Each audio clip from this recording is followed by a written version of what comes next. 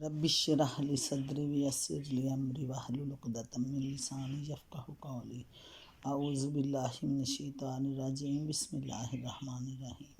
السلام علیکم۔ سورۃ الجن مکی ہے۔ نام الجن اس سورت کا نام بھی اور اس کے مضامین کا عنوان بھی، کیونکہ اس میں جنوں کے قرآن سن کر جانے اور اپنی قوم میں اسلام کی تبلیغ کرنے کا واقعہ تفصیل کے ساتھ بیان کیا گیا ہے۔ زمانِ نزول بخاری اور مسلم میں حضرت عبداللہ بن عباس رضی اللہ تعالیٰ عنہ کی روایت ہے کہ رسول اللہ صلی اللہ علیہ وآلہ وسلم اپنے چند اصحاب کے ساتھ بازار عکاظ تشریف لے جا رہے تھے۔ راستے میں نخلہ کے مقام پر آپ صلی اللہ علیہ وآلہ وسلم نے صبح کی نماز پڑھائی۔ اس وقت جنوں کا ایک گروہ ادھر سے گزر رہا تھا۔ تلاوت کی آواز سن کر وہ ٹھہر گیا اور غور سے قرآن پاک سنتا رہا۔ اسی واقعہ کا ذکر اس صورت میں کیا گیا ہے۔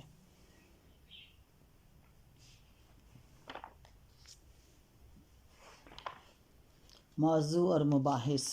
اس صورت میں پہلی آیت سے لے کر آیت 15 تک یہ بتایا گیا کہ جنوں کے ایک گروہ نے قرآن پاک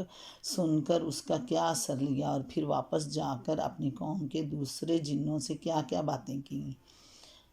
باتیں کہیں۔ اس سلسلے میں اللہ تعالیٰ نے ان کی ساری گفتگو نقل نہیں کی ہے، بلکہ صرف وہ خاص باتیں نقل فرمائی ہیں جو قابل ذکر تھیں۔ اس لیے طرز بیان ایک مسلسل گفتگو کا سا نہیں ہے، بلکہ ان کے مختلف فکروں کو اس طرح نقل کیا گیا کہ انہوں نے یہ کہا اور یہ کہا۔ جنوں کی زبان سے نکلے ہوئے ان فکروں کو اگر آدمی غور کرے، بغور پڑھے، تو بآسانی یہ بات سمجھ میں آ جاتی ہے کہ ان کے ایمان لانے کے اس واقعہ اور اپنی قوم کے ساتھ ان کی اس گفتگو کا ذکر قرآن پاک میں کس غرض کے لیے کیا گیا ہے۔ ہم نے اپنی حواشی میں ان کے اقوال کی جو تشریحات کی ہیں وہ اس کا مقصد سمجھنے میں مزید مددگار ہوں گی۔ اس کے بعد آیت نمبر 16 سے 18 تک لوگوں کو فہمائش کی گئی ہے کہ وہ شرک سے باز آ جائیں اور راہ راست پر ثابت قدمی کے ساتھ چلیں، تو ان پر نعمتوں کی بارش ہوگی، ورنہ اللہ کی بھیجی ہوئی نصیحت سے منہ موڑنے کا انجام یہ ہوگا کہ وہ سخت عذاب سے دوچار ہوں گے۔ پھر آیت 19 سے 23 تک کفار مکہ کو اس بات پر ملامت کی گئی کہ جب اللہ کا رسول دعوت اللہ کی آواز بلند کرتا ہے تو وہ اس پر ٹوٹ پڑنے کے لیے تیار ہو جاتے ہیں، حالانکہ رسول کا کام صرف اللہ کے پیغام کو پہنچانا ہی ہوتا ہے۔ وہ اس بات کا مدعی نہیں کہ لوگوں کو نفع یا نقصان پہنچا دینا اس کے اختیار میں ہے۔ پھر آیت نمبر 24 تا 25 میں کفار کو متنبہ کیا گیا کہ آج وہ رسول کو بے یار و مددگار دیکھ کر اسے دبا لینے کی کوشش کر رہے ہیں، لیکن ایک وقت آئے گا جب انہیں معلوم ہو جائے گا کہ اصل میں بے یار و مددگار کون ہے، اور وہ وقت دور ہے یا قریب۔ رسول کو اس کا علم نہیں ہے، مگر بہرحال اسے آنا ضرور ہے۔ آخر میں لوگوں کو بتایا کہ عالم الغیب صرف اللہ تعالیٰ ہے، غیب کا علم صرف اللہ تعالیٰ کو ہی ہے۔ رسول کو صرف وہ علم حاصل ہوتا ہے جو اللہ تعالیٰ اسے دینا چاہتے ہیں، یا یہ علم ان امور سے متعلق ہوتا ہے جو فرائض رسالت کی انجام دہی کے لیے ضروری ہوتے ہیں، اور یہ علم ایسے محفوظ طریقہ سے دیا جاتا ہے جس میں کسی بیرونی مداخلت کا امکان نہیں ہوتا۔ بسم اللہ الرحمن الرحیم۔ قل اوحی الی انہ استمع نفر من الجن فقالوا انا سمعنا قرآنا عجبا۔ اے نبی صلی اللہ علیہ وآلہ وسلم، کہو میری طرف وحی بھیجی گئی ہے کہ جنوں کے ایک گروہ نے غور سے سنا، پھر جا کر اپنی قوم کے لوگوں سے کہا، فقالوا انا سمعنا قرآنا عجبا، ہم نے ایک بڑا ہی عجیب قرآن سنا ہے، یہدی الی الرشد فآمنا بہ وَلَن نُشْرِكَ بِرَبِّنَا أَحَدًا، جو راہ راست کی طرف رہنمائی کرتا ہے، جو ہدایت دیتا ہے راہ راست کی، اس لیے ہم اس پر ایمان لے آئے ہیں، اور اب ہم ہرگز اپنے رب کے ساتھ کسی کو شریک نہیں کریں گے۔ اس سے معلوم ہوتا ہے کہ جن اس وقت رسول پاک صلی اللہ علیہ وآلہ وسلم کو نظر نہیں آ رہے تھے اور آپ کو یہ معلوم نہ تھا کہ وہ قرآن سن رہے ہیں، بلکہ بعد میں وحی کے ذریعہ سے اللہ تعالیٰ نے آپ کو اس واقعے کی خبر دی۔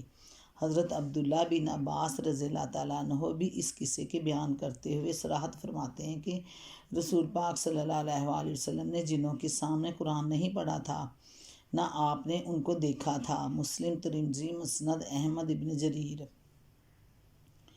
اصل الفاظ ہیں قرآناً عجباً، قرآن کے معنی ہے پڑھی جانے والی چیز، اور یہ لفظ غالباً جنوں نے اس معنی میں استعمال کیا ہوگا کیونکہ وہ پہلی مرتبہ اس کلام سے متعارف ہوئے تھے، اور شاید اس وقت ان کو یہ معلوم نہ ہوگا جو چیز وہ سن رہے ہیں اس کا نام قرآن ہی ہے۔ عجبہ مبالغہ کا صیغہ ہے، اور یہ لفظ عربی زبان میں بہت زیادہ حیرت انگیز چیز کے لیے بولا جاتا ہے۔ بس جنوں کے قول کا مطلب یہ ہے کہ ہم ایک ایسا کلام سن کر آئے ہیں جو اپنی زبان اور اپنے مضامین کے اعتبار سے بے نظیر ہے۔ اس سے یہ بھی معلوم ہوا کہ جن نہ صرف یہ کہ انسانوں کی باتیں سنتے ہیں بلکہ ان کی زبان بخوبی سمجھتے بھی ہیں۔ اگرچہ یہ ضروری نہیں کہ تمام جن تمام انسانی زبانیں جانتے ہوں، ممکن ہے کہ ان میں سے ایک گروہ زمین کے جس علاقے میں رہتے ہوں اسی علاقے کے لوگوں کی زبان سے وہ واقف ہوں، لیکن قرآن کے اس بیان سے بہرحال یہ ظاہر ہوتا ہے کہ جنہوں نے اس وقت قرآن سنا تھا وہ عربی زبان اتنی اچھی جانتے تھے کہ انہوں نے اس کلام کی بے مثل بلاغت کو بھی محسوس کیا اور اس کے بلند پایہ مضامین کو بھی خوب سمجھ لیا۔ اس سے کئی باتیں معلوم ہوئیں کہ ایک یہ کہ جن اللہ تعالیٰ کے وجود اور اس کے رب ہونے کے منکر نہیں ہیں، دوسرے یہ کہ ان میں بھی مشرکین پائے جاتے ہیں، اور جو مشرک انسانوں کی طرح اللہ کے ساتھ دوسروں کو خدائی میں شریک ٹھہراتے ہیں۔ چنانچہ جنوں کی یہ قوم جس کے افراد قرآن سن کر گئے تھے مشرک ہی تھی۔ تیسرے یہ کہ نبوت اور کتب آسمانی کے نزول کا سلسلہ جنوں کے ہاں جاری نہیں ہوا ہے، بلکہ ان میں سے جو جن بھی ایمان لاتے ہیں وہ انسانوں میں آنے والے انبیاء اور ان کی لائی ہوئی کتابوں پر ہی ایمان لاتے ہیں۔ یہی بات سورہ احقاف آیت نمبر 29 تا 31 سے بھی معلوم ہوتی ہے، جن میں بتایا گیا کہ وہ جنہوں نے اس وقت قرآن سنا تھا حضرت موسیٰ علیہ السلام کے پیرووں میں سے تھے، اور انہوں نے قرآن سننے کے بعد اپنی قوم کو دعوت دی تھی کہ اب جو کلام خدا کی طرف سے پچھلی کتب آسمانی کی تصدیق کرتا ہوا آیا ہے اس پر ایمان لاؤ۔ سورہ رحمان میں بھی اسی بات پر دلالت کرتی ہے، کیونکہ اس کا پورا مضمون ہی یہ ظاہر کرتا ہے کہ رسول پاک صلی اللہ علیہ وآلہ وسلم کی دعوت کے مخاطب انسان اور جن دونوں ہیں۔ بسم اللہ الرحمن الرحیم۔ السلام علیکم۔ تفسیر سورہ جن کی آیت نمبر 3۔ اس سے یہ دو باتیں معلوم ہیں، ایک یہ کہ یہ جن یا تو عیسائی جنوں میں سے تھے یا ان کا کوئی اور مذہب تھا جس میں اللہ تعالیٰ کو بیوی بچوں والا سمجھا جاتا تھا۔ دوسرے یہ کہ اس وقت رسول پاک صلی اللہ علیہ وآلہ وسلم نماز میں قرآن پاک کا کوئی ایسا حصہ پڑھ رہے تھے جسے سن کر ان کو اپنے عقیدے کی غلطی معلوم ہو گئی، اور انہوں نے یہ جان لیا کہ اللہ تعالیٰ کی بلند و برتر ذات کی طرف بیوی بچوں کو منسوب کرنا سخت جہالت اور گستاخی ہے۔ اصل میں لفظ سفیہنا استعمال کیا گیا جو ایک فرد کے لیے بھی بولا جا سکتا ہے اور ایک گروہ کے لیے بھی۔ اگر اس سے ایک نادان فرد کے معنی میں لیا جائے تو مراد ابلیس ہوگا، اور اگر ایک گروہ کے معنی میں لیا جائے تو مطلب یہ ہوگا کہ جنوں میں بہت سے احمق اور بے عقل لوگ ایسی باتیں کہتے تھے، یعنی ان کی غلط باتوں سے ہمارے گمراہ ہونے کی وجہ یہ تھی کہ ہم کبھی یہ سوچ ہی نہیں سکتے تھے کہ انسان یا جن اللہ کے بارے میں جھوٹ گھڑنے کی جو جرت بھی کر سکتے ہیں، لیکن اب یہ قرآن سن کر ہمیں معلوم ہو گیا کہ کوئی فی الواقعہ وہ جھوٹے تھے۔ ابن عباس رضی اللہ عنہ کہتے ہیں کہ جاہلیت کے زمانے میں جب عرب کسی سنسان وادی میں رات گزارتے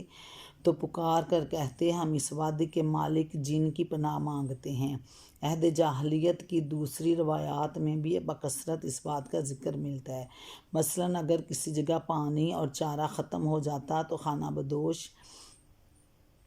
بدو اپنا ایک آدمی کوئی دوسری جگہ تلاش کرنے کے لیے بھیجتے جہاں پانی اور چارہ مل سکتا ہو۔ پھر اس کی نشاندہی پر جب یہ لوگ نئی جگہ پہنچتے تو وہاں اترنے سے پہلے پکار پکار کر کہتے کہ ہم اس وادی کے رب کی پناہ چاہتے ہیں تاکہ یہاں ہم ہر آفت سے محفوظ رہیں۔ ان لوگوں کا عقیدہ یہ تھا کہ ہر غیر آباد جگہ کسی نہ کسی جن کے قبضے میں ہے اور اس کی پناہ مانگے بغیر ہم وہاں نہیں ٹھہر سکتے۔ وہاں کوئی ٹھہر بھی جائے تو وہ جن یا تو خود ستاتا ہے یا دوسرے جنوں کو ستانے دیتا ہے۔ اسی بات کی طرف یہ ایمان لانے والے جن اشارہ کر رہے ہیں۔ ان کا مطلب یہ ہے کہ جب زمین کے خلیفہ انسان نے الٹا ہم سے ڈرنا شروع کر دیا اور خدا کو چھوڑ کر وہ ہم سے پناہ مانگنے لگا تو ہماری قوم کے لوگوں کا دماغ اور زیادہ خراب ہو گیا۔ ان کا کبر و غرور اور کفر و ظلم اور زیادہ بڑھ گیا اور وہ گمراہ میں زیادہ جری ہو گئے۔ اصل الفاظ ہیں ان لن یب آسا اللہ احدا۔ اس فقرے کے دو معنی ہو سکتے ہیں، ایک وہ جو ہم نے ترجمے میں اختیار کیے ہیں، دوسرا یہ کہ اللہ کسی کو مرنے کے بعد دوبارہ نہ اٹھائے گا۔ چونکہ الفاظ جامع ہیں اس لیے ان کا یہ مطلب لیا جا سکتا ہے کہ انسانوں کی طرح جنوں میں بھی رسالت اور آخرت دونوں کا انکار پایا جاتا تھا، لیکن آگے کے مضمون کی مناسبت سے پہلا مفہوم ہی زیادہ قابل ترجیح ہے، کیونکہ اس میں یہ ایمان لانے والے جن اپنی قوم کے لوگوں کو بتاتے ہیں کہ تمہارا یہ خیال غلط نکلا کہ اللہ کسی رسول کو مبعوث کرنے والا نہیں ہے۔ آسمانوں کے دروازے ہم پر اسی وجہ سے بند کیے گئے ہیں کہ اللہ نے ایک رسول بھیج دیا ہے۔ یہ ہے وہ وجہ جس کی بنا پر یہ جن اس تلاش میں نکلے تھے کہ آخر زمین پر ایسا کیا معاملہ پیش آیا ہے یا آنے والا ہے جس کی خبروں کو محفوظ رکھنے کے لیے اس قدر سخت انتظامات کیے گئے ہیں کہ ہم اب عالم بالا میں سنگن لینے کا کوئی موقع نہیں پاتے اور جدھر بھی جاتے ہیں مار بھگائے جاتے ہیں۔ اس سے معلوم ہوا کہ عالم بالا میں اس قسم کے غیر معمولی انتظامات دو ہی حالتوں میں کیے جاتے تھے،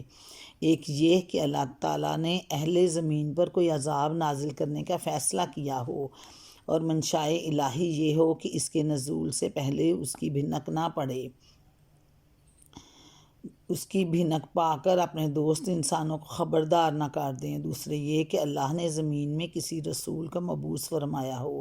اور تحفظ کے ان انتظامات سے مقصود یہ ہو کہ رسول کی طرف جو پیغامات بھیجے جا رہے ہیں ان میں نہ تو شیاطین کس قسم کی خلل اندازی کر سکیں اور نہ قبل از وقت یہ معلوم کر سکیں کہ پیغمبر کو کیا ہدایات دی جا رہی ہیں۔ پس جنوں کے اس قول کا مطلب یہ ہے کہ جب ہم نے آسمان میں یہ چوکی پہرے داری دیکھی اور شہابوں کی اس بارش کا مشاہدہ کیا تو ہمیں یہ معلوم کرنے کی فکر لاحق ہوئی کہ ان دونوں صورتوں میں سے کون سی صورت درپیش ہے۔ آیا اللہ تعالیٰ نے زمین میں کسی قوم پر یکایک عذاب نازل کر دیا یا کہیں کوئی رسول مبعوث ہوا ہے؟ اسی تلاش میں ہم نکلے تھے کہ ہم نے وہ حیرت انگیز کلام سنا جو راہ راست کی طرف رہنمائی کرتا ہے، اور ہمیں معلوم ہو گیا کہ اللہ نے عذاب نازل نہیں کیا بلکہ خلق کو راہ راست دکھانے کے لیے ایک رسول مبعوث فرمایا ہے۔ یعنی اخلاقی حیثیت سے بھی ہم یہ جان گئے ہیں کہ اچھے اور برے دونوں طرح کے جن پائے جاتے ہیں، اور اعتقادات میں بھی ہمارا کوئی ایک مذہب نہیں ہے بلکہ ہم مختلف گروہوں میں منقسم ہیں۔ یہ بات کہہ کر یہ ایمان لانے والے جن اپنی قوم کے جنوں کو یہ سمجھانا چاہتے ہیں کہ ہم راہ راست معلوم کرنے کی یقیناً محتاج ہیں، اس سے ہم بے نیاز نہیں ہو سکتے۔